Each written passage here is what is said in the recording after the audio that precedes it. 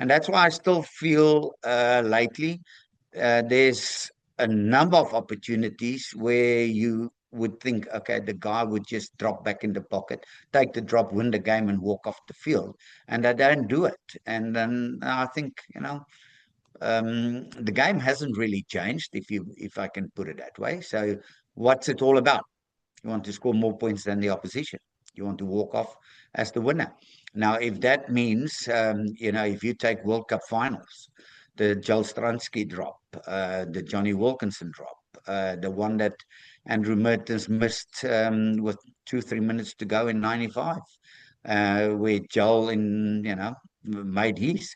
Little things like that can change games very, very quickly. And I think maybe lately it's a little bit more the technique that's lacking as not using the opportunities. Yeah, that's well said, And the other one I want to add is Yanni De Beer kicking it against England as well for South Yeah, Africa. five against England. Exactly, yes.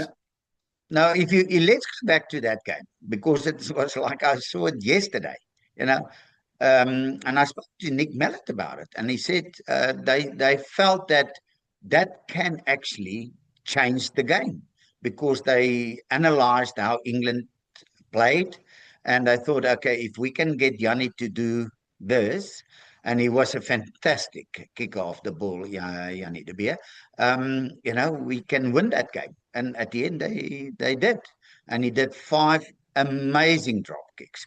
So that's how we can go through histories. There's Dan Carter that did a couple of drop kicks in vital games. George Ford did it the other day.